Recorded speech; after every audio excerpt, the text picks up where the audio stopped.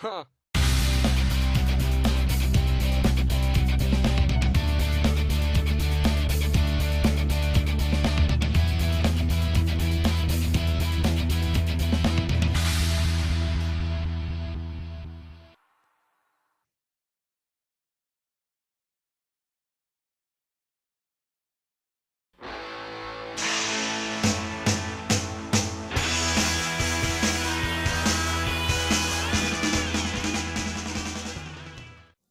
Hey guys, it's Rock21 here, and I hope you all had a great New Year's. Mine was eventful. And as you can see, I still have a majority of my Christmas stuff up, like my Frosty, my Santa Bear, all my trees and such. So I'm still keeping the spirit of Christmas alive. Also, I got a haircut, which I'm hiding beneath my hat. And you guys also may notice that I'm wearing my fantastic Aerosmith shirt, which I also wore in my top 10 Aerosmith Riffs video. I spent a really long time on it and didn't get that many likes or views. So please, when you're done with this one, check it out. There's a link in the description. Thank you. It helps out my fragile ego. So, deciding to kind of spice up and the start off of 2018, I've decided to start reviewing albums that are a bit more controversial in how good they are. Like, for instance, oh man, I wonder if Rock21, the biggest Aerosmith nut ever, is going to like Rocks, which is like their best album. Of course I am. I gave it a 10 out of 10. It was awesome. There's a reason why I reviewed Rocks before all the other albums on this channel. I love this album, obvious, but how am I going to think about Draw the Line? I've only listened to a couple songs on this album, so I have no idea how I'm going to like it. And even though a lot of die-hard fans really appreciate it, a lot of critics panned it for being a complete train wreck, because the band was a complete train wreck at the time. It's when their drug uses were really starting to become dangerous addictions, and their toxic drug use was really starting to ruin Aerosmith as a band and all of the band members' relationships. So it's definitely an album made under a lot of pressure. But how am I going to like it? Let's check it out. Draw the Line. Okay guys, before I really start this review, I just wanted to mention two things I forgot to state in the intro. One being, you know that piece of random notebook paper I usually have hanging up there on that wall? It's usually where the star is right now, because I had to take it down, but what that paper is it is actually a picture of Draw the Line's album cover. I drew it myself, and I actually really like it, even though it's done on notebook paper, but still, I really like the drawing. And I also really like the original album cover. It was done by professional cartoonist Al Hirschfeld, and I think it is one of the best Aerosmith album covers ever. I really like this one. Yeah, it's cool. And the second thing I wanted to mention was, I kind of wanted to up the mystery on whenever I would like it or I wouldn't. I actually have already listened to the whole album. Yeah, I'm sorry I had to lie to you guys, but yeah, it doesn't really make a difference. Okay, so let's get reviewing. The first track on Draw the Line is called Draw the Line, and even though it's not as good as an opener as Back in the Saddle, really nothing is, and this song is awesome. After just a single chord from Joe Perry, just sets everything off, and the whole band blasts off onto one of their most energizing rockers ever. Draw the Line is so rock and roll, I love it. It's sheer rock energy. I love this song so much. It is a pure lion-hearted rocker that they wrote all the way back in the 70s, and they still drag out to play on stage today. It's that good. This song is seriously awesome, and it's no wonder they've literally played it in almost every single one of their concerts. Just by listening to this song, you would have no idea that Aerosmith was about to end making amazing tracks like this one.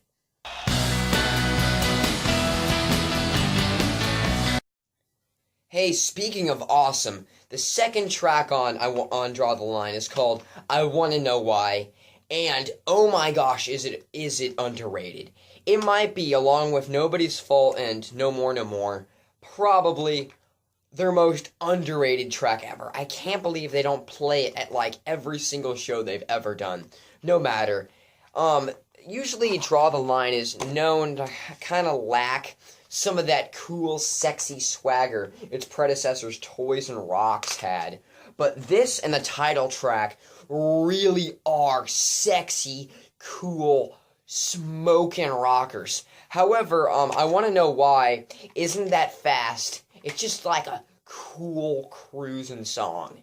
Excellent rocker. Just solid performance from everybody. The subtle use of saxophones, it gives it a lot of, just really ups its coolness factor. And of course, it has a really, really good piano solo. Also, unfortunately, because I can't really put a cassette on my computer, I only have the live version of the song on my computer, so I can't show you how awesome the intro is on the studio version. So go on YouTube after you're done with this and look up I Want to Know Why studio version, and it is perfect. And that's the version I'm talking about right here. Amazing rocker, so underrated, must check it out. You can imagine how bewildering it is after listening to two solid, pure tracks of 24-karat Aerosmith perfection, then stumbling across the experiment Critical Mass. And technically there are worse songs by Aerosmith, but it's just so weird. I mean, like, the two songs that preceded it are such pure Aerosmith, and then we come across this, and although there are a lot of things I like about Critical Mass, like, I love the harmonica work, I love chanting, "This is Critical Mass," and I love how they're experimenting, and has some, actually, admittedly, some pretty interesting parts, and I really like, especially the harmonica and piano. Also, I like how it gives Tom Hamilton a chance to shine in the bass, but there are barely any guitar on this song at all. Like, Joe Perry and Brad Whitford are almost completely absent from the song, which is really weird, because usually guitar is like the backbone of a lot of really good Aerosmith songs. And so that's kind of weird. The song is really confusing, and its lyrics are really, really weird. They show the really dark side of drug usage, and you can really tell Critical Mass was recorded at a time when the drugs were at their worst. It's a really, really interesting song with really interesting experimentation. There's like almost no songs that sound like it, but it's still kind of filler, but interesting filler nonetheless. Ooh, I just checked that we're already 8 minutes into this video, and we were only on track 3, so we really gotta get a move on. Luckily, this song has almost nothing to say about it. It has really good slide guitar, and even though it totally sucks, it was released as a single for Draw the Line. I don't know why. Also, there is a female backing vocalist named Karen Lawrence, and she sounds like a man. Track 5 is Joe Perry's second time on lead vocals. The first time was on Combination from Rocks. And this song is another extremely underrated gem. Very rare track. It is barely ever played live. But I don't know why. It's so exciting. It's super fast. It is punk. I know I said the song Toys in the Attic was punk-like. This is punk. It, like Critical Mass, it is kind of about the dangers of drugs, but this one is really fast and exciting to listen to. And I love saying, "Bright light, fright," and because it's so simple to sing to, you can just rock right along with Joe Perry. And it's a really cool song. I like it, and they should really play it live more. Also, amazing saxophone solo.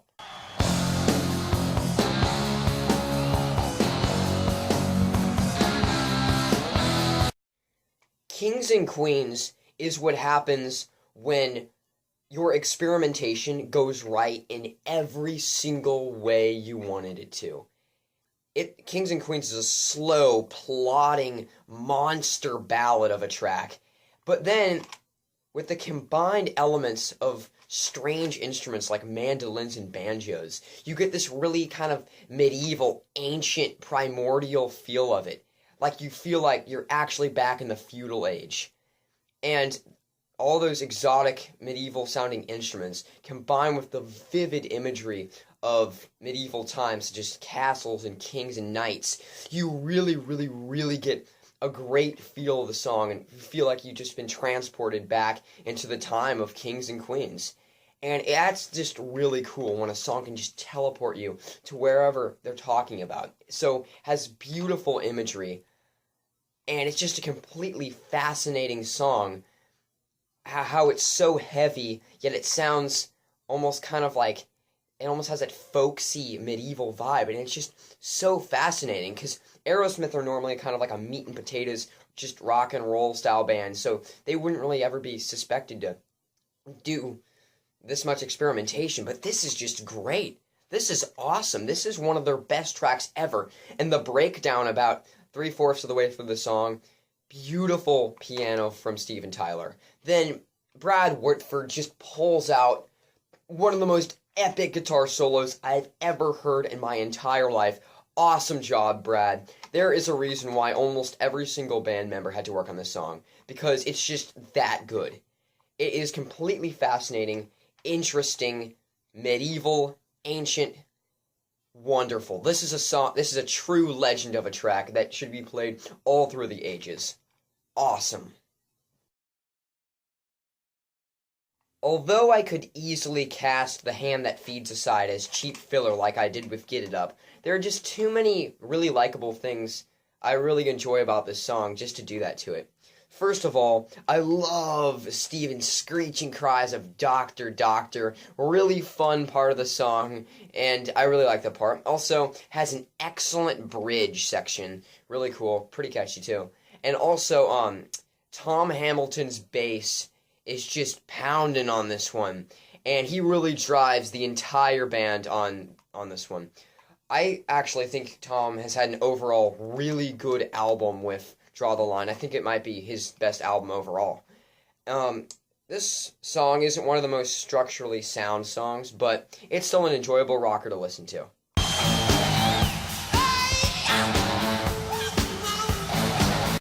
I like to think of Aerosmith as the funkiest of all the 70s rock and roll bands, and even though Sight for Sore Eyes isn't on par with funk gems like the fantastic Last Child or their stellar cover of James Brown's Mother Popcorn, this funky little rocker is still right with the nitty gritty, and is pretty cool to listen to.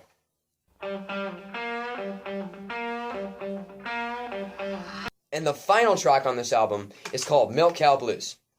A classic blues song that's been covered by everybody, from Elvis Presley to the Kinks to even Robert Johnson. But I would consider the Aerosmith version to be the definitive version, because I just think it's really cool how they can take a song that's so old, even Robert Johnson covered it, and just take that and give it such a fresh new beginning. It has a lot of hop in its step, a lot of spring in its step, and so you really want to tap your foot while listening to it. And Steven Tyler, with those huge lips of his, plays a mean harmonica and makes some just insane noises out of it. Also, I really love his sick, drawled vocal style on this song. Has a cool repeated guitar riff, but the best part of the entire song is the build up towards the very end. Every single band member is firing on all cylinders, maximum energy. They're all like, yeah, guys, this album has been a complete pain in the ass to record. We all really hate each other right now. We all have horrible drug problems. This is the final song on this last album before we all just completely burn out. Let's just go out as explosively as we possibly can. And it's just crazy. The sheer energy of that ending is just magnificent. And yeah, and they really go out with a bang with this one. So, what are my thoughts on the album? Well, first of all, it kind of lacks a lot of that macho kind of positivity that a lot of the other Aerosmith albums have. It's kind of negative for a lot of part. A lot of the songs are kind of filler, like Sight for Sore Eyes was pretty good, I guess, kind of. Hand That Feeds was filler, but still pretty enjoyable. Critical Mass was weird, and Get It Up is just, it kind of sucks. Also, the band members were really, really struggling on this one, and it was not fun to record at all. According to Steven Tyler, the recording of this album sucked the marrow out of my bones. Ouch. But on the upside, it's kind of cool to hear some songs that are kind of more off the beaten road, like I Want to Know Why, and Kings and Queens, and Bright Light Fright, instead of just listening to a lot of songs that are played all the time, like Walk This Way and Speed of Motion, which are still good songs, but it's good to hear some that are a bit, like, under the radar. So yeah, that's nice. I thought it was overall a pretty okay album, and it was a pretty enjoyable experience. Yeah. Thanks for watching.